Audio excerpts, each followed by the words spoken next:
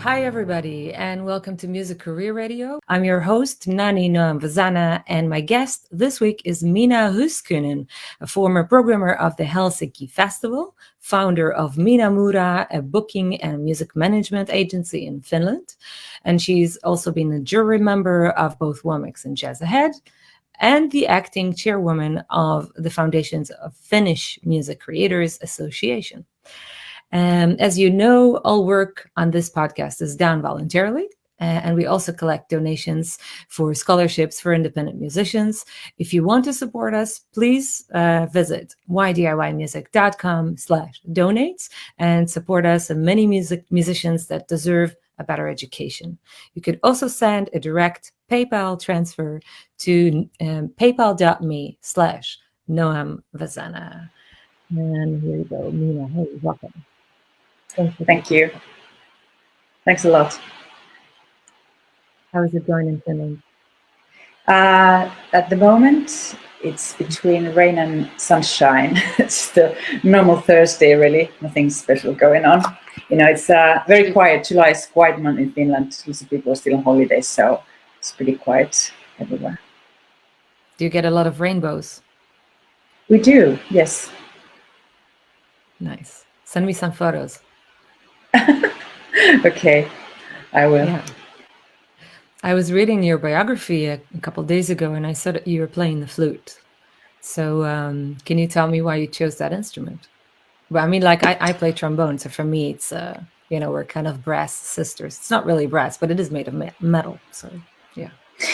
Well, I think it was kind of a practical choice because when I was about 8 or 9, I wanted to play an instrument and go to the local music school, and we were thinking what instrument would be good. And piano wouldn't fit into the apartment, so it had to be something smaller. And then there were the usual options of violin and cello and guitar and flute, accordion, maybe some others. And I just basically thought, well, flute is not a very common instrument there, and very lightweight, easy to carry, not very expensive either. And it just, suited me at that point. I was a bit of a, I don't know, that kind of a girl who thought that flute looks like me. So that was it. So you were practical to start with. As a kid, Yes. You already thought, oh, it's an easy instrument to carry. It's cheap. It's not common. So I'm going to stand out because I choose that. It's pretty Maybe. awesome. You knew what you wanted from a very young age. I like that. Thank you. And you're like that. I mean, like you're like that in general, right? From my experience meeting you in conferences and things when we were hanging out together, you always looked like you had this energy about you, and it has two facets in my eyes. So on one hand, you're like this individual, super youthful person saying things like "Let's party and let's climb that wheel," or let's take a photo with a helmet on that tower. And at the same time, you're like super caring, and you're sometimes like the leader of the pack, like caring for the other children in the in our little gang. So I like that combination. I think it's very special. And a lot of musicians, yeah, totally. Thank you for being that. And I think a lot of musicians struggle to maintain a balance and their mental health in general, because music is a very lonely profession. So we kind of tend to have more problems than other people because we sit in a room and we make our music and we don't have a lot of communication with the world besides going on tour. And that's where it becomes real. What is your advice for musicians who struggle with the personal aspects? Well, yeah. Well, to start with, if there are any issues of your strength and how to maintain your energy or your creativity, it is important that there are people that you can talk to, whether it's another artist or a parent or a friend or somebody from the label or anybody. It shouldn't struggle alone, that's for sure. And the thing is that I have seen many kinds of artists, and there are those who really look like they need somebody to take care of them. And then there are those who are very sufficient, and they know what they're doing and they don't need anybody, or it looks like that. So artists are different. and they should be the way they are. Nobody should force themselves to be something else. It's important that you are who you are and not force yourself to another format or try to be different so that people would like you, or you would, appear a bit more kind of, business-like on some other areas. So, well, as long as you don't, suffer and struggle alone, but find somebody to talk to. It doesn't need to be from the business, but just, having somebody to talk to. For anybody really, not just an artist, but anybody really, especially these times, it's important. You have to, put your heart out sometimes and share your troubles. It's all about making friends, I think.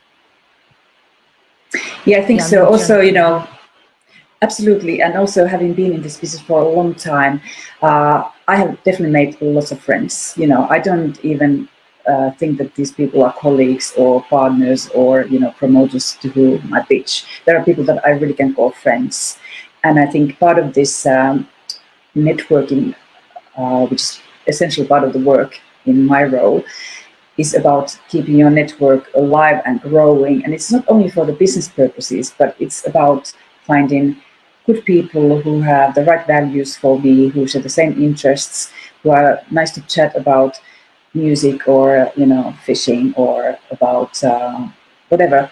So it's really important that you make friends in this business. Sometimes it's more important than actually having a successful business partner.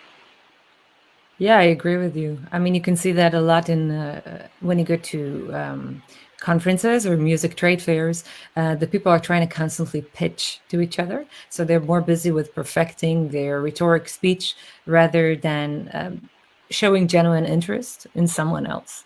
And I like comparing that to going to a party, because I'm not a party person, and I want to. When I go to a party, I prefer to have one-on-one conversations with people rather than act out in the middle of the room. I mean, I could be an extrovert on stage, but not really on a personal situation. So, I mean, I look at a trade fair situation as if it was a party. So I go and I talk to the couple of people that I like, and worst case scenario, I make a few friends. It's not. I don't have to work with them. I'm just there to expand my horizons and also meet people that I already met before. It's also about cultivating your relationships in the long run, and not only about always making new contacts. Acting on contacts is a very sad thing, because instead of making this into your family, a chosen family in a way, you are staying lonely in your room while composing your music, while trying to pitch to other people. What you said before, the example of building something around you, that people you could talk to, people you can share with, is the most important thing. Yeah, and I think that, when people talk about networking, it might have a bad connotation, especially for the artists. They think, oh, this networking is about going to the showcases and conferences and expos, and it's very tiresome and they don't like it. But it doesn't need to be networking in that sense. It can be also just, coming to see how the business works, maybe meet other musicians from abroad you have collaborated perhaps. The artists should appear as themselves, whether their purpose is just to meet a fellow musician or some journalist they have had a really nice conversation a year back. They don't have to be actively behind the stand or, handing out flyers. I think it's just important that they sometimes appear at these gatherings, because the artists are the core of this business and they stand out from the lot. So even if you're not a talkative, outgoing artist, it's okay to be that way, even in the crowd. Maybe you have somebody to speak on your behalf and you can be your timid self or, a bit introvert. Yeah. That is fine. But if you just kind of appear there and show your face and you show that you are present, it's important that you show interest in this field and how the business works. And you might, learn something a little bit by listening to people talking around you. And as you said, maybe you just talk to 3 people and then good conversations, and you have done your share as an artist. Us agents and managers, we do the work for you. We try to do the real contact as well as friends. But as an artist, I think it's important sometimes to just come and hang around. You are a good example of those who are in many places. We have seen at many events, and there are a few others who seem to be coming actively to lots of places. And as a presenter, I remember those people. They stick to your mind better than those who never appear anywhere, who feel that it's not necessary. I sent other people to do this work. I don't want to go there. I think I just go sometimes somewhere. And it's also about your behavior. Like if you're coming to these expos and behaving in a weird way, in a selfish way, you will be remembered, but for the wrong reasons. Yeah. Exactly. So no need to be, pushy or expecting that everybody's loving your work. They are not going to love your work, not everybody. So, come as a humble, person and come to learn and hear and listen and take interest in the others as well. Of course, remembering, you are an artist and you have a message to share, but it's important that you respect the others and take interest and be nice to everybody. I mean, it is more important to be nice than, oh, this is the wrong way around. I heard this. It's nice to be important, but it's more important to be nice. Yeah, I agree. I mean, if you are not nice, you're not going to be important eventually. No, exactly. You will diminish. Yeah. I always take precaution when I see people talking about themselves too much, like to keep a little bit of distance, like, oh, maybe it's not entirely correct what they're saying. When people are bragging too much, you can recognize it. It's like this, oh, I'm this and I'm that. And it's like, okay, let's hear somebody else say that about you first, It's also like when I write my biography. Yeah, you were saying? Yeah, those artists also don't really, pay attention, because you might see the same artist coming to you in 3 days' time or in 1 month's time, and they talk to you and start the same pitch from the beginning as if you have not seen before. Yeah. They always have this pitch that they, deliver at all places to all the people, and they don't remember that you maybe met already 3 times, and I've heard it already 3 times. So you could maybe continue and tell your latest news rather than going to the very beginning. I do know that people meet a lot of people, and it's difficult to remember everybody, but I think you should at least try to make an effort, because people like when they are being remembered. And you met like, oh, you're the woman, from last April, and I remember we were on the same terrace, and I remember you, dropped your ice cream and made, a big, whatever, caused something there. I mean, try to remember people some way. It doesn't need to be work related, but when I contact people, I try to be personal in a way that I said that you are a friend of somebody, we have a common friend, or I remember from you there, you had this lovely dress, or I remember your music, my friend gave me the CD and I had not known about you before, but I listened to it and I really loved it. I mean, anything that makes you feel that, okay, you are talking to this person now, this person.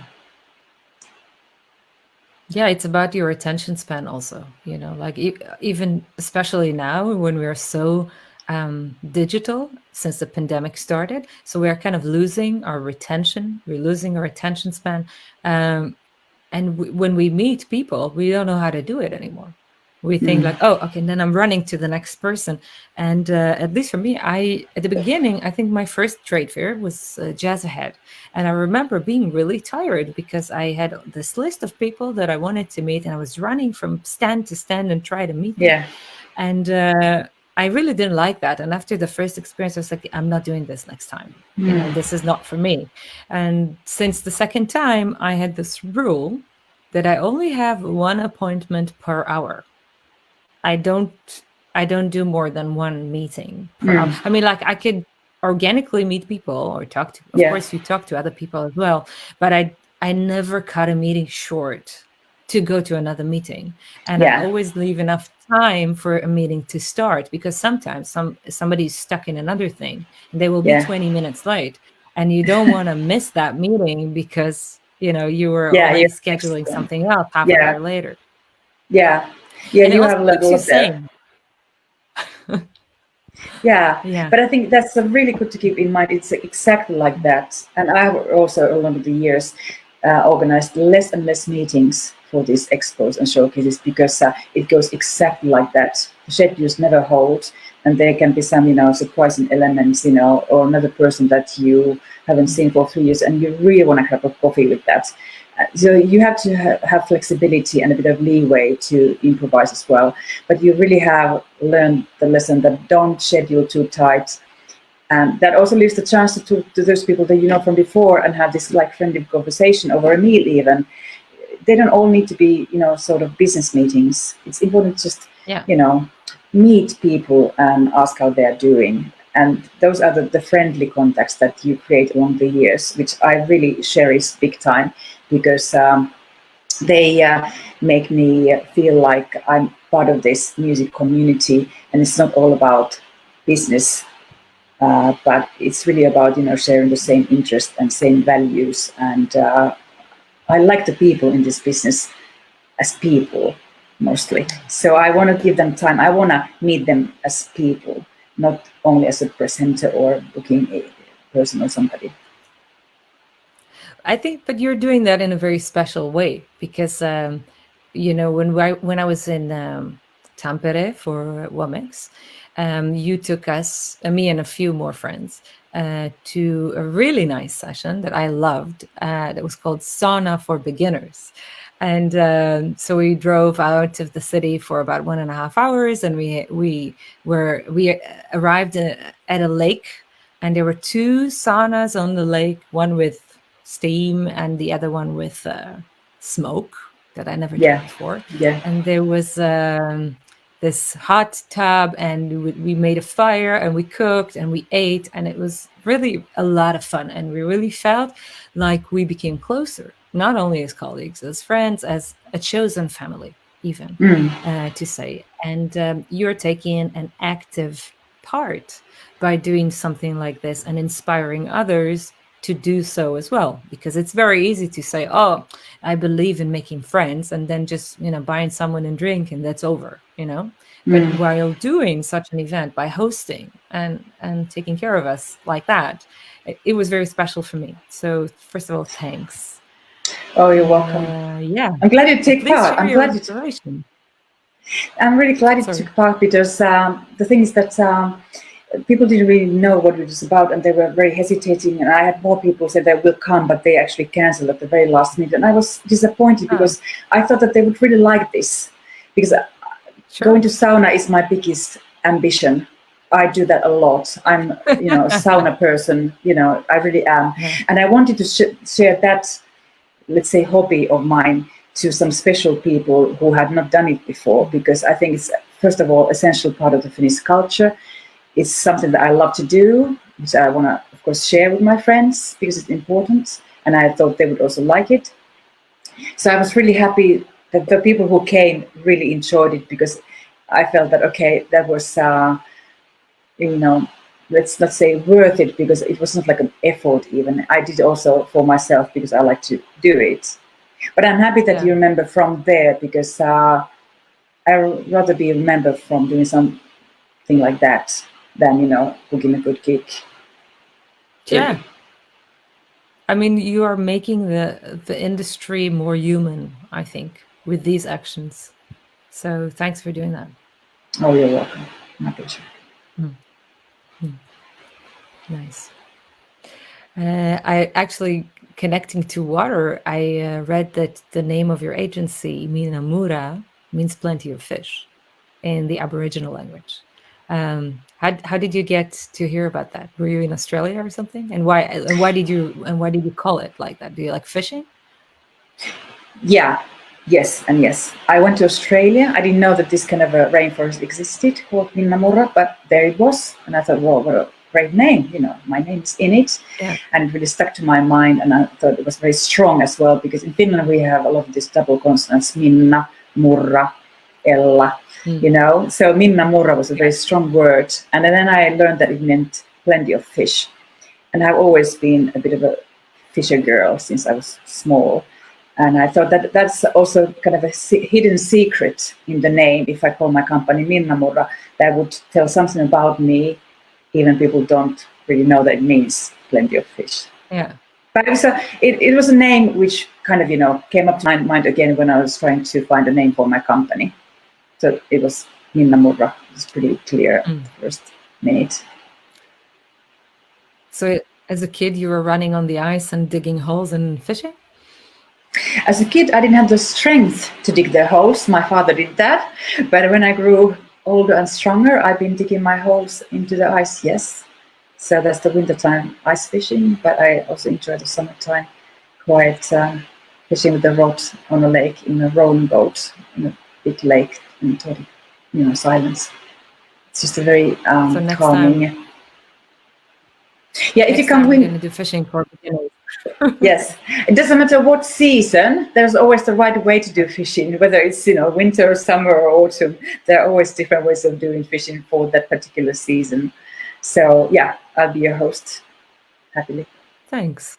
It sounds like, in a way, there's a lot of preparation because you need to dig a hole and row to the middle of the lake, but also afterwards there's like a meditative state. So you like, I think that's also a part of your personality, that you have this duality, like what I said before, the energy, the youthful energy, and then the caring energy as well. So do you recognize that in yourself? I do. I really do, because I might seem like a very extrovert, outgoing person, but I'm really not. I'm more sort of I'm typically Finnish in that respect, that I like to be on my own. I like solitude and peace, and I don't mind working remotely. I'm happy to have a one-woman office. But then again, when I go out to the festivals and expos and conferences, I totally enjoy it, because that's the other part of me. I get to meet people that I really like. There's the music which connects us all. I get energy from that situation, but it also consuming energy. So when I have been somewhere for 5 days, I'm totally exhausted of the company and talking and music. Then I rather withdraw to a cottage, have a rowing boat, and go out to the lake and not talk to anybody for another 5 days. So I really have been like that always. I'm very happy to be in the business, meeting people, going to the parties, but there's the Finnish side of me there too, big time. And they don't really fight each other. I make time for all of this without any problem. Nice. I think I have the same thing, that I want to be alone. Like, I love being on the road and I love performing, and touring is really when I feel the most alive. And then when it's finished, I want to just be in a room for 3 days alone, So yeah, it makes sense. You are compensating for whatever energy that you took out. You're kind of gaining it back. Yeah. But I think Finland wasn't that affected by the pandemic, because at least in my experience, from what I saw, you guys are known introverts. So I remember seeing these comic strips online, like introverts of the world unite. Oh, wait, we're in Finland. Yeah, we definitely have been, in a good place as far as pandemic concerned. We have not been totally, untouched, but not too bad. And it's partly because, geographically we are far in the north. We are isolated. We, as people, isolate ourselves easily. It's not a problem to, stay at home and not communicate with people live.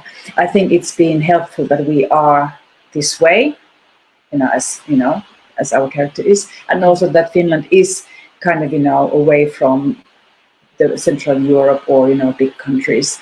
And we also very rule obeying, when the restrictions came, everybody started acting, precisely according to the rules and instructions. So that also helped, that the pandemic really didn't spread. But it is true that there are plenty of jokes about this pandemic and Finnish people. One of them is like, oh, okay, because they said that now it's 2 meters distance you have to keep. And they said that we are waiting for the time that when it goes away so we can go back to the 3 meters distance, because now we are forced to 2 meter distance. Yeah, so it's a bit too close now. We wait when it goes away, then we can go back to like long distances between each other. When I was a WOMEX in Tampere, somebody stole my phone. And I was so surprised by the way that the Finnish security guard was handling the situation. I was like, what you mentioned before, that people play by the rules. It's like everybody was on the point. There was no fluctuation. There was nothing. And then I came to him and he said, well, okay, give me the times of you. When do you think it happened? And immediately he pulled out of the computer 20 minutes videotape of exactly the same time that I gave him. Yeah. And we saw the guy on the camera. Yeah. And then he saw the guy and he looked at me and he said, you will have your phone within 3 hours. And I was like, wow, Yeah.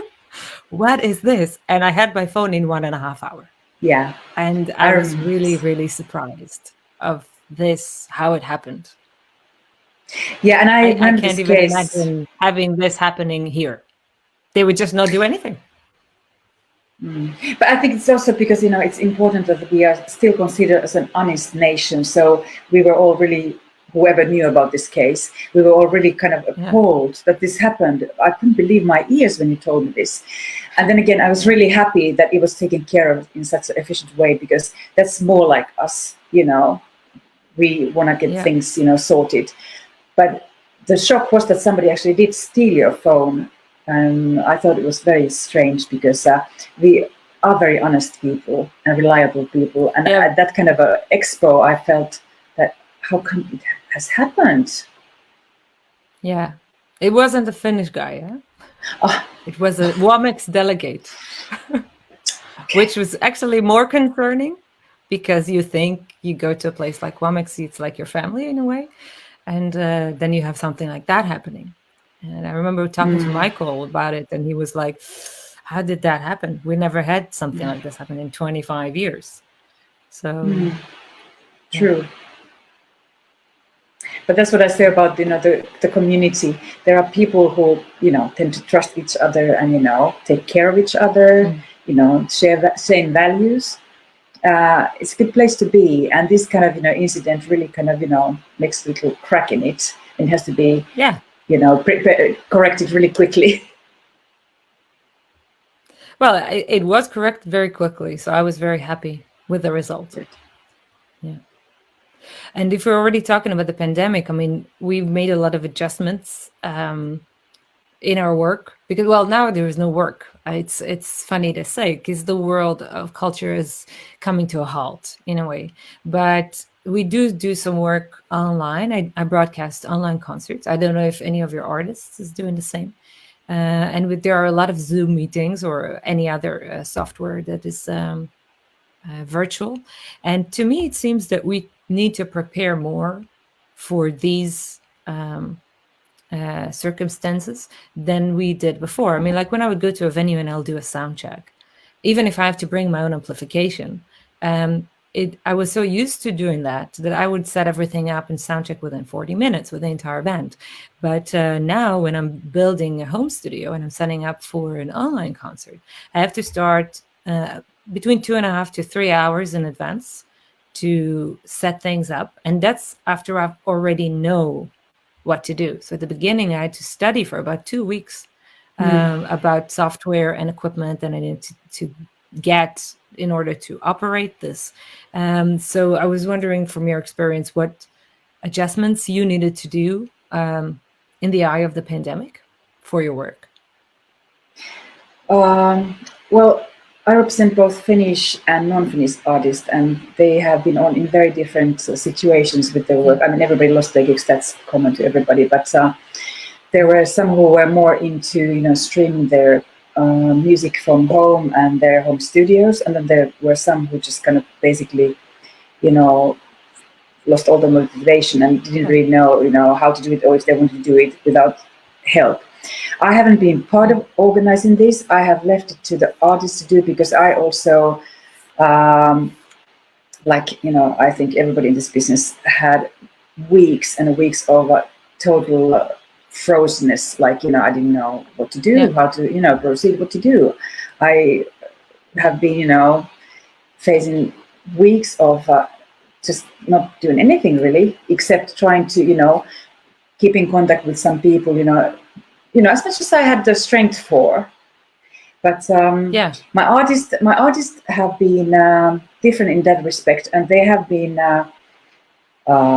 streamed concerts, even some festivals who went viral. They booked my artists and they were even paid, but it's been not that much. So it's been really like, on a volunteer basis. And I feel that as well as, some of the people who have been listening and viewing this, the artists also have become a bit tired of it, maybe. So they really just want to go back to the live situations, go back to perform live on stages. And in Finland, it is happening now already on a small scale.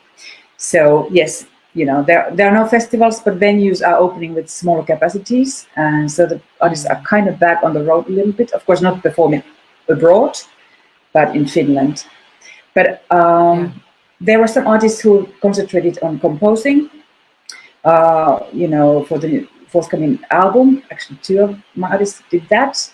And so everybody kind of, handled the situation in a different way, whether it was, eagerly streaming live or composing or just, taking a month off with their family, totally trying to figure out what's going on.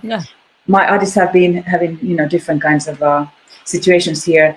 And as I said, myself have been having ups and downs. And the main thing is not to give up totally, regardless that, there's not really clear vision when things are going to start happening again. And I lost 80% of the gigs this year. Not all of them are postponed for next year because not all the festivals might make it. The sponsors are withdrawing because they might go bankrupt. Not all the venues survive. So it's not automatic that this year's gigs are postponed for next year. So I felt that, there's not much that I can do because the presenters don't know either. They can't commit to booking acts at at least yet. But I tried to, keep in touch with people, and I tried to keep in touch with my artists and just, take it easy. And I must say that, in July, what I really have been trying to do is regain my trust in humankind as a whole, because this has been very challenging times for everybody. And people have been suffering, people have lost hopes, and people have been very negative, and there are, not so good cases.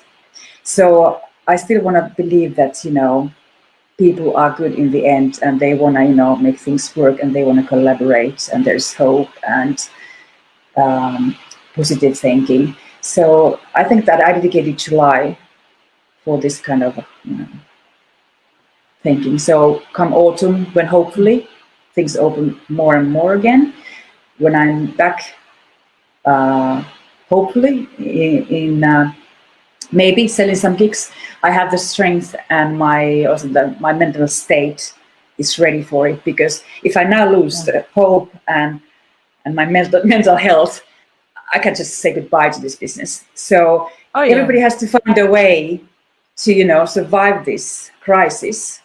So when things start happening, we are again ready with some kind of energy and some kind of motivation and some kind of idea how we continue from where we left it.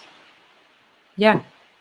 I mean, it is important to keep your focus on what's going to come rather than what is happening now. Also, even when you're driving, if you look straight on the road in front of you, you can't see who's coming ahead. So you really have to have a peripheral horizon, like looking at the horizon type of view to be able to move forward. And I think we all need that right now, especially now. The first month, I didn't know what to do because it's the first time in my life that I was unemployed. I never was unemployed before. Like the moment I got out of school, actually during high school, I already had a job. So I'm working since I was 14. So for 23 years, I've been working, and now all of a sudden I had no work. It was like somebody took the ground beneath my feet. And after a month, I was kind of feeling miserable, and I was thinking, okay, I have to change something. I have to do something, create from scratch, because otherwise I will just continue to lose it. And then I started doing online concerts and record videos. And I started this podcast, like our conversation now, because it's important for me to keep in touch with people and also have the human connection. It's not only about acting on your contacts. It's also about meeting people that you can't meet otherwise. Normally, I would have met you already 5 times since the year Sure. started in all kinds of conferences, but now we don't see Sure. each other at all.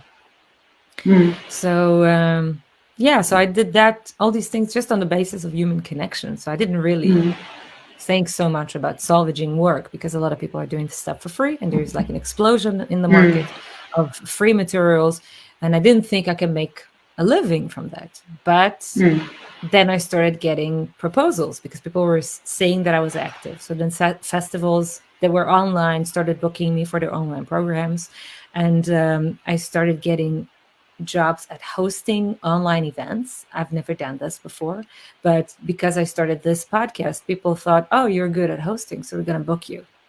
And it was a surprise for me to do that. And because I have a home studio, then people also request me to record all kinds of stuff. So I do some voiceover work and a little bit commercial work. So I did some infomercials for charity organizations and stuff like that. And I enjoy it. I mean, it's not the same as making music on stage. There's nothing that can replace that.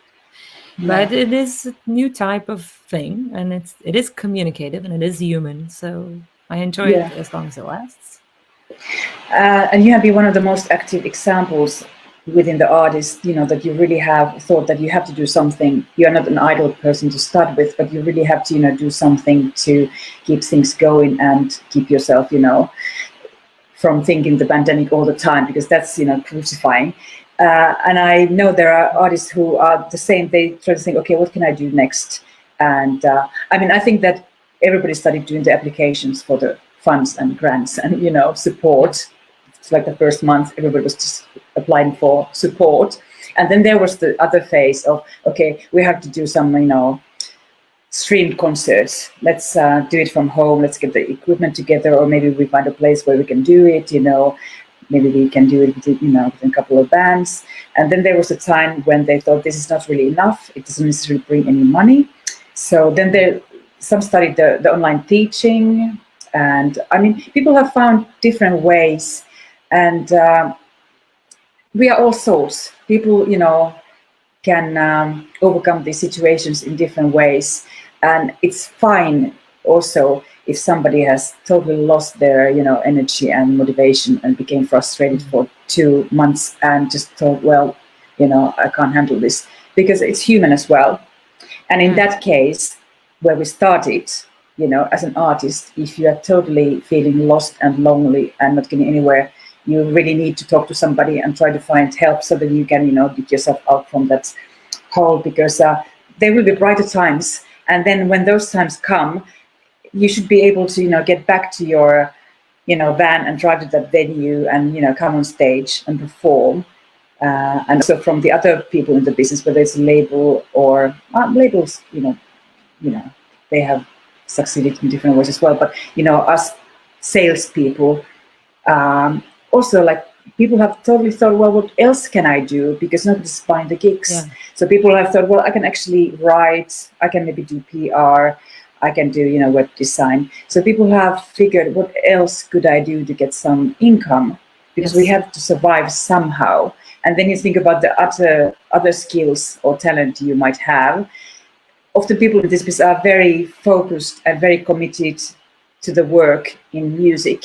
But people also have different other skills and talent that they now could maybe take into practice and see that actually, I could maybe make a bit of living from, doing catering or, doing something that I like to do, but I had never done it for money. So this has forced people to think about them, who they are, what they are capable of doing, and kind of, expand maybe outside the music field. But I myself feel that, I'm a music person, and I feel that I need to be able to continue in this business when, things start happening again.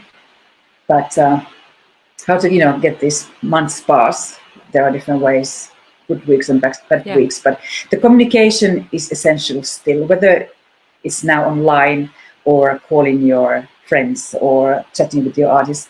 The communication is going to be helpful for everybody, whether you actually need to help or just some company, or you want to hear somebody's friendly voice. It doesn't matter what the reason is, but I think the communication is essential. And as we can't meet in person, these are very good substitutes during these times. Yeah, it's like continuing to evolve. You know, Bob Dylan said once that the artist is always in the state of becoming. And once you stop becoming, you're like stagnant. You're not doing anything anymore. Yeah. You're like a rock. You start to sink. You always want to be the wood floating up. And yeah, so this is, I guess, a chance for everyone to kind As of well. retrospect and see what they can do. Otherwise, I started taking photos.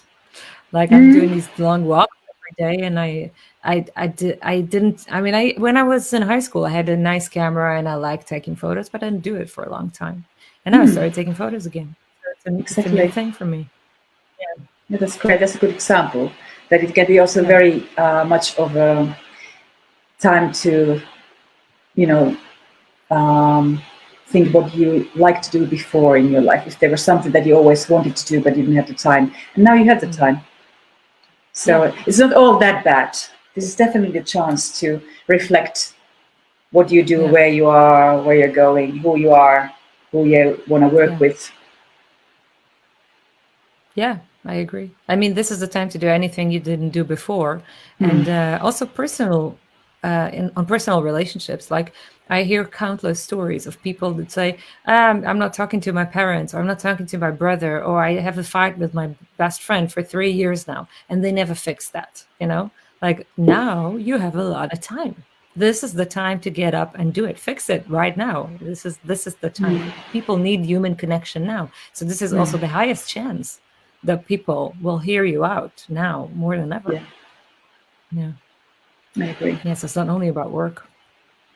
No. Yeah. So I'm curious about your work when you're finding out about new artists. What is the thing that you identify as bookable, as a bookable quality? Is it about the artist's ambition or the music or both?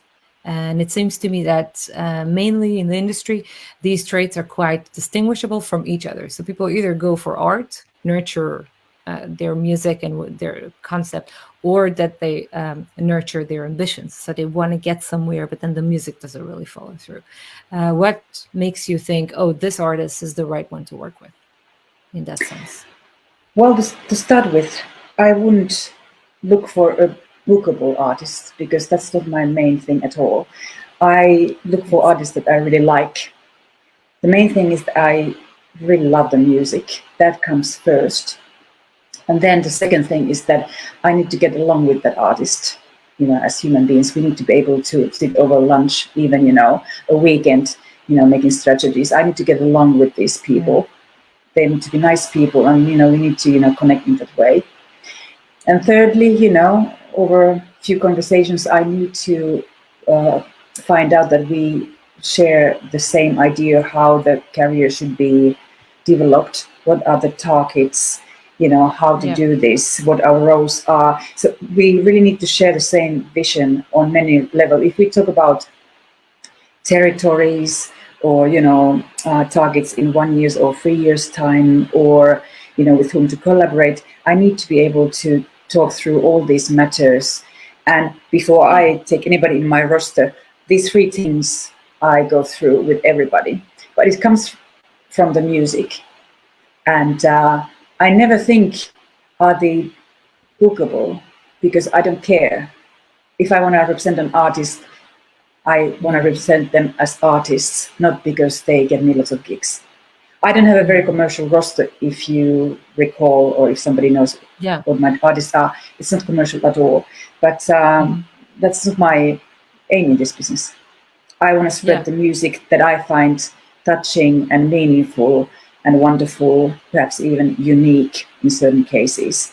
I want to spread that musical message, and I hope that I can be helpful to these artists. It's definitely a two-way thing. I get a lot out of their music, and I, of course, hope that when they start collaborating with me, they find me, you know, the right person for them. as a representative, as a salesperson, as a PR person, as a mother sometimes, whatever they need. But Artists I need don't. that, right? Yeah, you said that I have that quality. I might have that quality sometimes, and I do. Um, Yeah. so these are more important. I don't think about, are they going to sell a lot of gigs? I Yeah, need I to have mean, artists. I guess what I meant with bookable is not if they are commercial, but what makes you want to work with them. Yeah. Yeah, that. I think also, besides these 3 points I mentioned, I think one essential thing is that we really share the same targets. That they Yeah. agree. If I tell them that I think that you will be, very potential in, Far East Asia, and I think that these kind of presenters would like your music, and I think that what we should do during the next year are these things, and then the next year maybe we should focus on having the album out. This is me as a manager. We need to share the same vision on how the career develops. If they said no, I want to do North America and I want to get there this year, I That's want not to have. very realistic.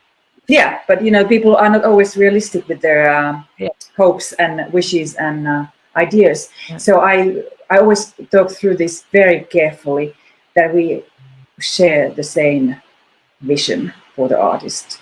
If you don't, Yeah. I can't work with them, because I might disagree at every conversation. What are the potential territories? What is the time span that we work at if we plan a tour or album release or whatever, how long they should be between albums or whatever. If you can't agree on these things, it's not going to work out at all. Yeah, I agree with you. I mean, you have to stay realistic, especially in this market. I mean, people think like, I want to do something now and I have to be discovered and I have to do this and this and that. Yeah. But you have to have a lot more patience. You're there for the A lot of long patience. haul. Yeah. Yes. And that's also what I Yeah. tell my, mentorees when they come to seek advice. So that, they start the conversation by telling me, give me a copy of your contact list and I'll be on my way. And I was like, what? Are you serious? Why would I do that? No. No, it doesn't work that way at all. And the thing is that, even if I have contacts since, over 20 years, and it's a long list, I'm not going to share with everybody, but also it's not that I just send emails to that list. I still have to think my artists, because they're all different. I have different strategy with every single one of them. There's not one formula or format or frame within which I work with everybody. They all have different strategy we have together created. And that means tailor-made work with a long time span. And they're not going to be any, quick gaining here at all. You have to just be patient. Sometimes you're lucky. Like that you are realistic. Well, yeah, sometimes. But in certain types of music also, because most types of music take time. So like, if you're doing EDM, you can go big quickly because the DJs will play your music on the dance floor and that spreads really in a viral way. But if you're a jazz artist and you didn't win the Thelonious Monk competition, then it's going to take time. Absolutely. Yeah, it's both with the jazz and world music. It's the same situation. These are not the most commercial, big money genres. But if I want to make big money, I would not do this with this kind of artist. I would not do it at all, actually. But world music and jazz are also, more interesting. There's more creativity. There are, good people in them. There's a lot of more kind of tolerance. Is there a lot of collaborations between artists? I think the possibilities are bigger than in pop or rock world, maybe with less communication and that kind of like collaboration there, even though the money is of course way smaller. But this is just a bit more motivating, and this world is the right for my values anyways. Yeah, it's true. Can you tell me a little bit more about your work for the Foundation of Finnish Music Creators Association that you chair? basically. And for me, it's really nice that to see that you have such an association, because in the Netherlands, it's quite difficult to gather around in big groups. Like I'm a board member of the Amsterdam Artist Collective, but this is a more small organization, you know, like that was founded by 5 band leaders, and Okay. we're synergetic to each other, and we support each other with all the infrastructure of the music industry. And we also have a showcase festival that is like a biennale once in 2 years. Okay. But we had to really take care of this on our own. There is no like national organization for artists that is taking care of infrastructure and meetings. I mean, there is, you know, you have Buma, of course, that they do the In Mm, Jazz conference, but that's yeah. not an artist association.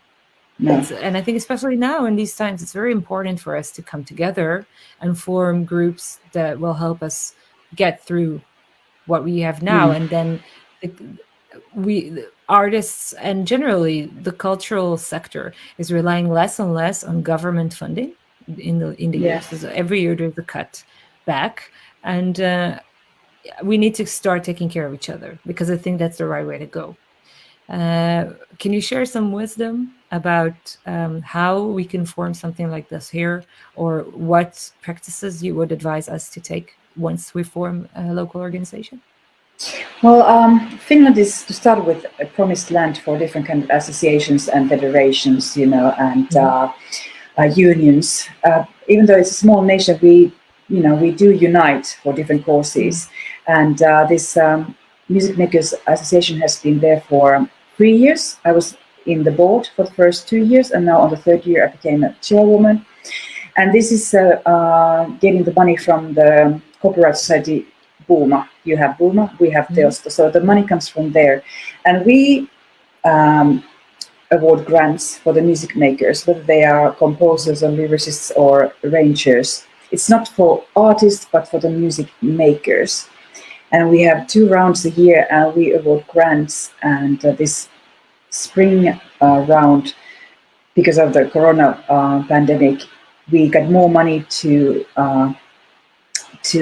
give away, which is great, because then we also could see that, okay, now we take the point of view of those who really are suffering from the pandemic, and we use it as one criterion when we ever gave out grants. But we gave out, bigger grants, more grants, and then the one coming in fall might actually be a bit similar, because the pandemic is not quite over here.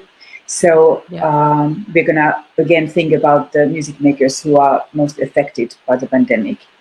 But this is just one federation. There are actually quite a lot. Some of them are for artists, some of them are for also those who work around the artist, as their team. Me as an agent and manager, I can apply for money, not from this place, but from quite a few other places. So I think, generally speaking, Yeah. if you are in music business, whether you are an artist, manager, agent, label, composer, producer, choreographer, whoever, there are always quite a few different organizations where you can apply grants from, quite a few times a year, and the money comes from different sources.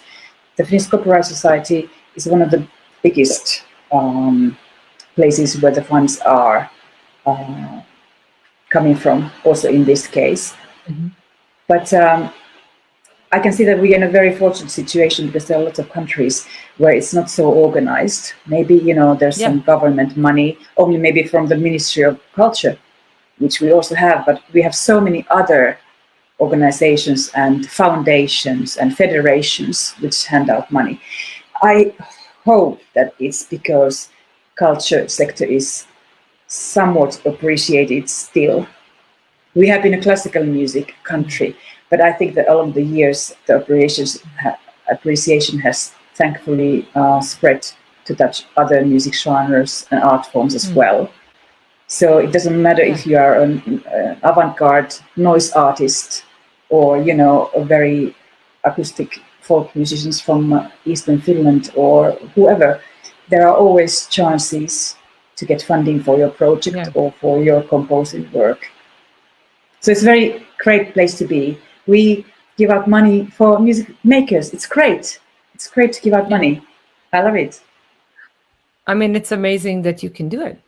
Not a lot of countries can do it. I mean, I saw that in the UK they had a very good program. They recently launched about 2 weeks ago for Corona,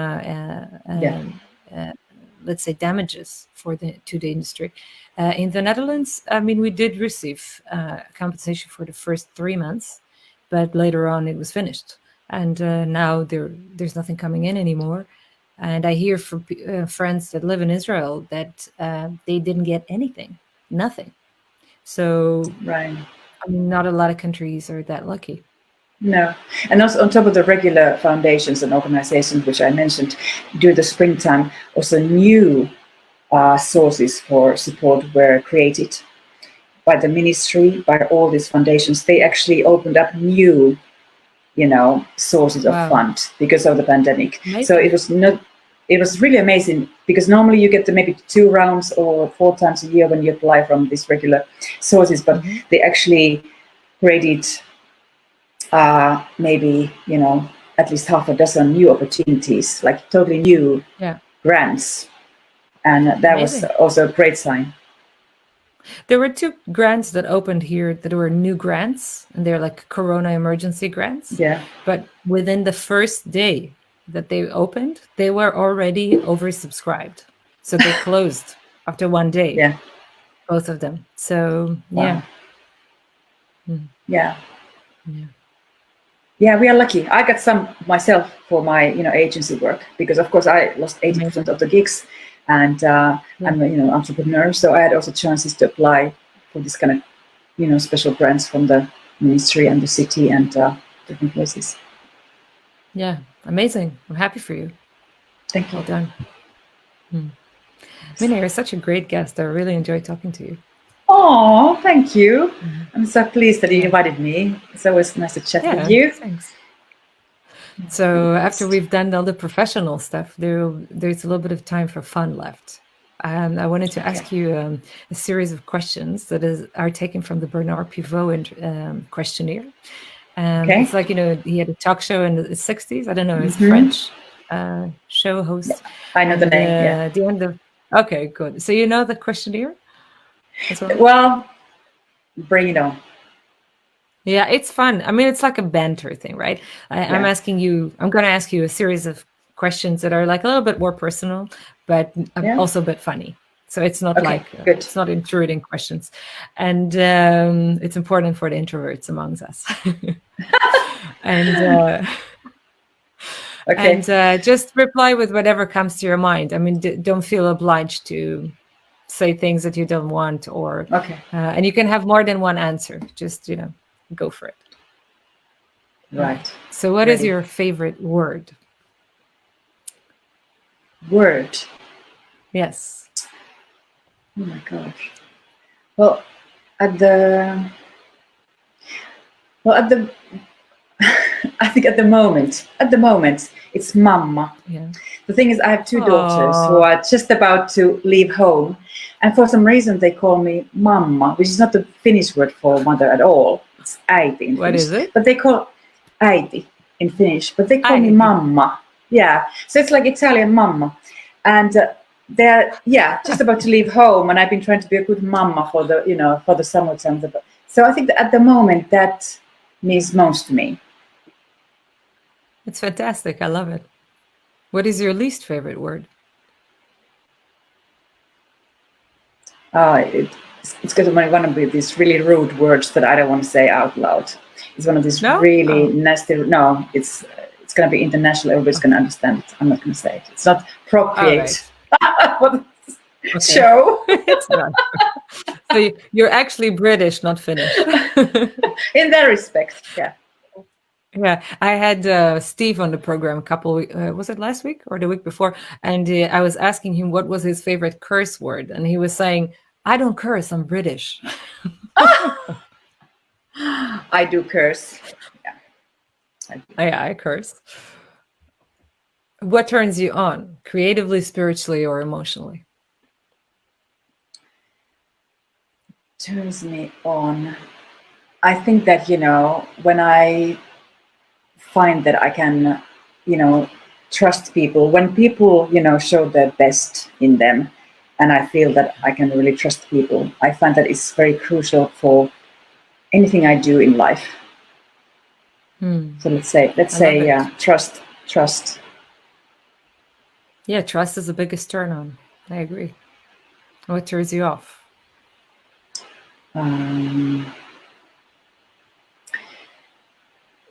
People who, step on your back, malicious people who, whose intention is to harm you, not by accident, but they actually try to, wish you bad. So I find that, and not, even personally, but for anybody, I think that characteristic in people is just really horrible. Also greed. I think greed is the source of all evil in this world. Greed. And arrogance. Yeah. I don't like arrogance. It's like, yeah, it definitely turns me off. Yeah. What is your favorite curse word? Curse word. Well, it has to be a Finnish word. Perkele. Can you say that again? I didn't hear. Perkele. Perkele. Perkele. It means the devils, right? Yeah, it does. You know who told me that? Sunna. Ah, okay. Yeah, she should know. She's been to Finland lots of times. Yeah. Yeah, that's it. It's a strong one.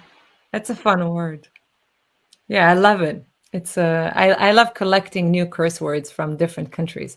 I love curse words. I mean, like not in a bad way, but like they bring something out of you that you can't express otherwise. And I find it like a very rewarding moment, because instead of getting angry, you just say this one word, and then you feel like, oh no, I feel relief. Yeah. I agree. So when it's a good curse word, then it's I think it's very functional. It helps you be a better human. I think so. I agree. Yeah. What sound or noise do you love? The sound of water. Like, if I hear a sea or a river, that's my favorite sound. Nice. Do you live little waves? Or are you in? I don't. I'm originally from Middle Finland. I'm born by a lake. Now I live in Helsinki, 8 kilometers from the seashore.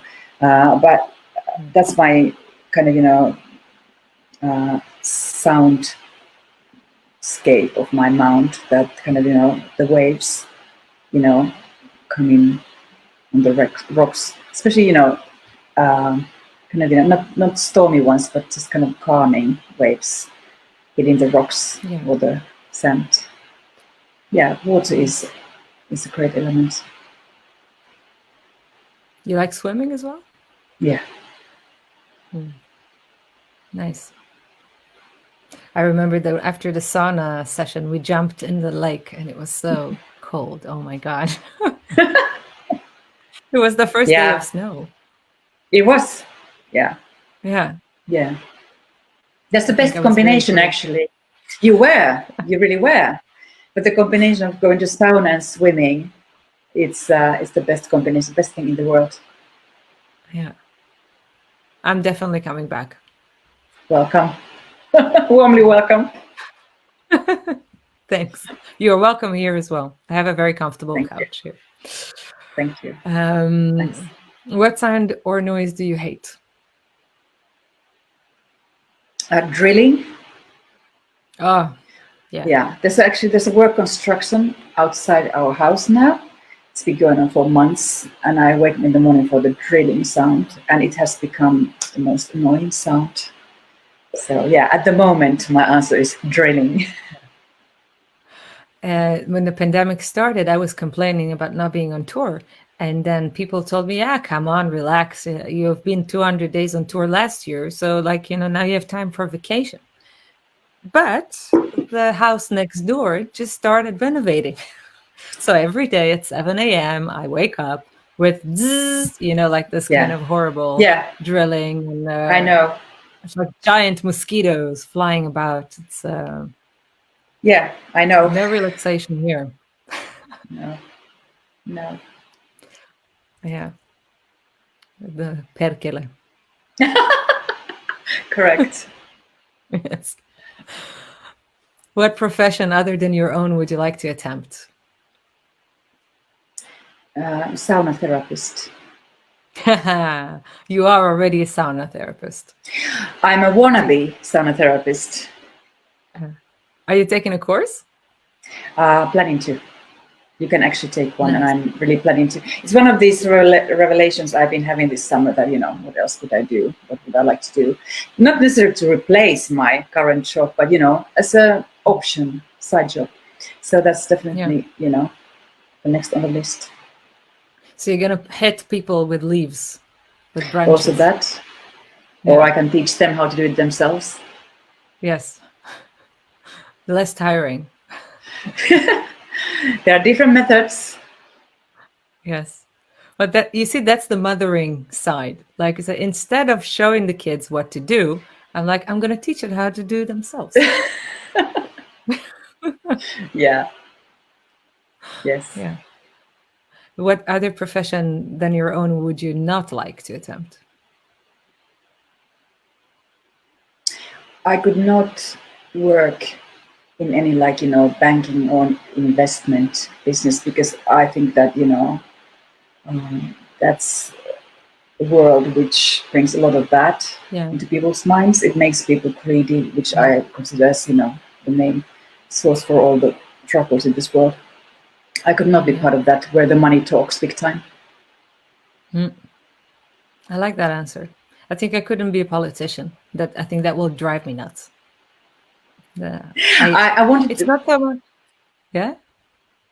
talk about politics. I had a dream earlier in my life to become a diplomat, because I have studied political Really? sciences. Yeah, I studied political You sciences, could and I be a want to great become ambassador. That's what I wanted to be, but then I, gave up that dream and became a music producer and manager and presenter and whatever instead. But this is a bit of like diplomacy anyway, so it's fine. This is a better diplomacy within music than being a diplomat as part of the politics. It's better this Yeah. way. You're doing the same thing, but you're just bringing a better message. Exactly. Yeah, it's not about nationalism, it's about culture. I Yeah. like that better. Yeah. My favorite question is also my last question, and that's if heaven exists, what would you like to hear God say when you pass the pearly gates? You're talking about what I would like to hear when I would Yeah. end the What if the once you heaven. reach heaven, and what would If I God reached say heaven. to you? Yeah. If heaven exists, of course. Yeah. Yeah. I would like him to say,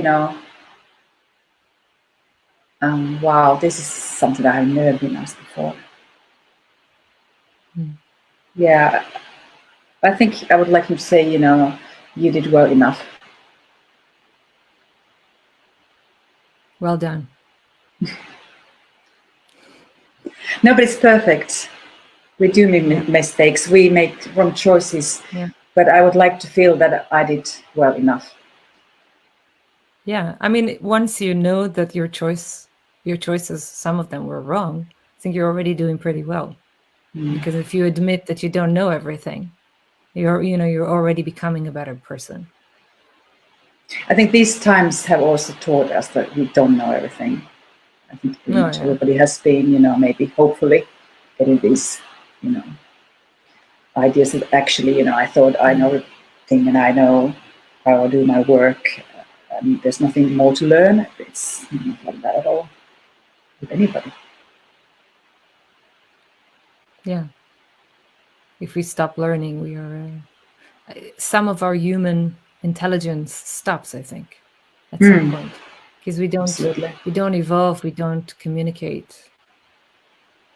Yeah. Very nice talking to you. And you too. Thanks so much for inviting me over. This was a special session. Yeah, Thank you. it was really fun. And all the best. You're Yeah, it invited was fun. anytime. Thank you. It's great. This is a relaxing way to talk about a bit of work, a bit about other things in life. And well done, you are a good Yeah. host. You really are. People have been Thanks. correct giving you that compliment. So I wish you all the best with your efforts. Thank you so much. And for you as well. I hope Thank you. to see you very soon someplace in the world when We we can will. fly and drink again. Yeah. We will. Thanks. Thank you. Yeah. Thank you so much. Thanks. Thank you very much for joining us today. As you know, YDIY Music offers scholarships for independent musicians, and the application is until the end of July. So if you want to register, go to ydiymusic.com/scholarship and submit the application form.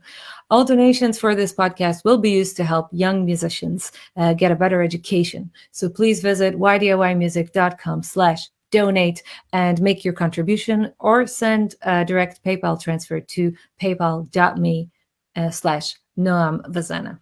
Join me next week, Thursday, August 6th, as I'll be interviewing Camille Polycarp. He's a sound engineer from India, who I've had the honor to work with during the amazing Jodhpur Reef Festival. Together, we will explore ways for musicians to perform better on stage and always sound great. So in the meantime, good luck, keep calm, and DIY.